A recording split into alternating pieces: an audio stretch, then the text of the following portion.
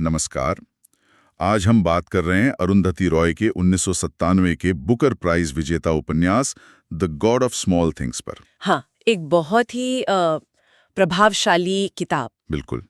हमारे पास कुछ रिव्यूज और समरीज हैं और इनके आधार पर हम कोशिश करेंगे कि इस कहानी के परतों को थोड़ा खोलें। जी।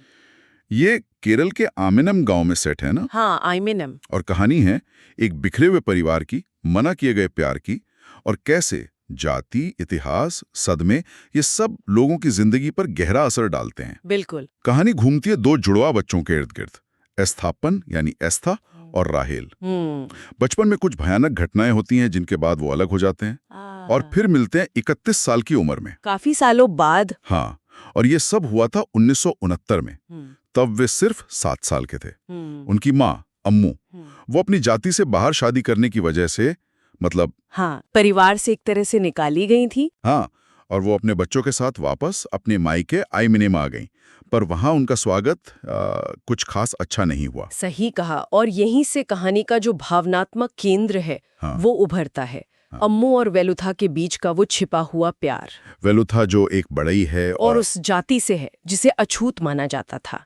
मतलब सामाजिक रूप से बहुत ज्यादा भेदभाव था उनके साथ। तो उनका रिश्ता अपने आप में एक विद्रोह था। बिल्कुल। ये न सिर्फ जाति के नियमों को तोड़ता है, बल्कि उस वक्त के जो सामाजिक बंधन थे उनको भी चुनौती देता है। और जाहिर है जब ये राज खुलता है तो सब कुछ बिखर जाता है। हाँ बिल्कुल। विश्वासघात और क्रूरता का एक भयानक सिलसिला शुरू हो जाता है। कहानी में त्रासदी तब और गहरी होती है जब अम्मू के भाई चाको, उनकी बेटी सोफी मोल, जो इंग्लैंड से आई थी, हाँ, वो नदी में डूब जाती है। और फिर अम्मू और वेलुथा के रिश्ते को छुपाने के लिए और जिसे कहते हैं ना, परिवार का सम्मान बचाने के लिए वेलुथा पर झूठा इल्जाम लगा दिया जाता है। और पुलिस उसे बेरहमी से पीट कर मार डालती है। ओह, ये तो बहुत ही भयानक है। असल में परिवार के सम्मान की बलि चढ़ गया वो। हाँ बिल्कुल। और बच्चों का क्या? एस्था और राहेल, उन पर तो जबरदस्त दबाव डाला जाता है झूठ बोलने के लिए। हाँ, और वो झूठ उनकी आत्मा पर बोझ बन जाता है। वो उन्हें भावनात्मक रूप से तोड़ देता है, यहाँ तक कि वो शारीरिक रूप से भी अलग हो जाते। और अम्मू का क्या होता है? अम्मू भी जवानी में ही अकेली और गरीबी में मर जाती है। तो दोनों जुड़वा अपनी अपनी जिंदगी में एक तरह से टूटे हुए बड़े होते हैं। सालों बाद जब वो मिलते हैं तो उनके बीच एक अजीब सी खामोशी, एक दर्द होता है। सही कहा। और यहीं से उपन्यास के जो गहरे विषय हैं वो सामने आते हैं। सबसे पहला तो जाहिर है जाति व्यवस्था और सामाजिक अन्याय। जो वेलुथा के साथ हुआ वो इसका सबसे बड़ा उदाहरण है। फिर है परिवार और विश्वासघात का मुद्दा। कहानी दिखाती है कि कैसे परिवार, मतलब बाहर से तो लगता है कि सब ठीक है, सब जुड़े हुए हैं। हाँ, दिखावे के लिए। हाँ बिल्कुल। लेकिन अंदर से डर, जलन, पुरानी परंपराओं का बोझ, इन सब के तले वो बिखरा हुआ है। लगभग हर किरदार किसी न किसी तरह से धोखा देता है या पाता है। और प्यार की भी तो एक बहुत अहम भूमिका है इस कहानी में। हाँ, प्यार और नुकसान भी बहुत केंद्रीय विषय है।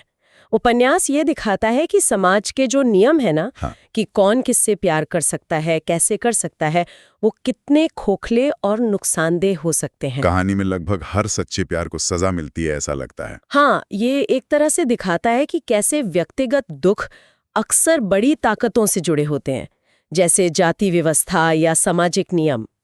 छोटी चीजें अक्सर बड़ी चीजों से तय होती हैं। आपने बड़ी और छोटी चीजों की बात की। ये उपन्यास समय को भी तो बड़े अनोखे ढंग से देखता है। बिल्कुल।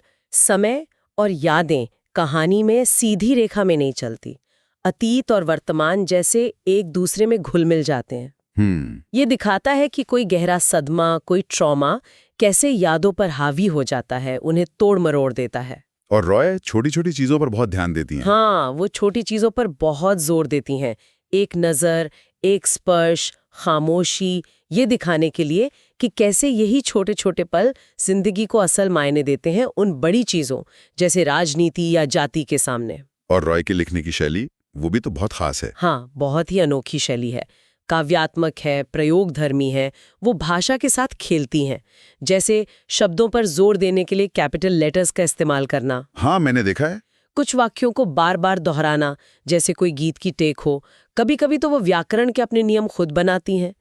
इससे भाषा बहुत सजीव और भावनात्मक रूप से तीव्र हो जाती है। लेकिन क्या ये कुछ पाठकों को थोड़ा बिखरा हुआ या कंफ्यूजिंग नहीं लग सकता? हो सकता है कुछ लोगों को ये शैली समझने में थोड़ी मुश्किल हो सकती है, लेकिन असल में ये बिखराव किरदारों की टूटी हुई मानसिकता और कहानी के टूटे हुए समय के एहसास को दर्शाता है। अच्छा। जैसे अरुंधति रॉय का एक खास तरीका लिखने का, लोकस स्टैंडाई, जो शायद सामाजिक अलगाव या हैसियत पर जोर देता है। ये सिर्फ स्टाइल नहीं है, ये मतलब गढ़ने का एक तरीका है। तो कुल मिलाकर ये कह सकते हैं कि the God of small things सिर्फ एक कहानी नहीं है। नहीं, ये एक अनुभव है। ये भारतीय समाज की कुछ असहज सच्चाइयों को सामने लाने का साहस करता है, खासकर जातिगत उत्पीड़न, लिंग भेद, पारिवारिक क्रूरता। इसकी ताकत इसकी भावनात्मक गहराई और नियमों को तोड़ने वाले अंदाज में है। हालांकि ये भी सच है कि कहानी का भारीपन और उसका सीधी रेखा में न चलना चीजों के बारे में है जो हमारी किस्मत तय कर देती हैं। ये प्यार, नुकसान, अन्याय और शायद कहीं बहुत गहरे में थोड़ी सी उम्मीद की एक दर्द भरी कहानी है। हाँ, और ये एक दिलचस्प सवाल भी छोड़ जाती है। उपन्यास छोटी चीजों और खामोशियों पर बहुत जोर देता है जो जिंदगी बदल देती है। अगर हम सोचें तो हमारी अपनी जिंदगी में ऐसे कौन से छोटे मामूली लगने वाले पल या अनकहे शब्द हो सकते हैं जिनका वजन शायद उतना ही हो जितना इस कहानी में दिखाया गया है। सही बात है। ये सोचने पर मजबूर करता है कि कैसे ये छोटे छोटे विवरण हमारी बड़ी कहानियों को दिशा देते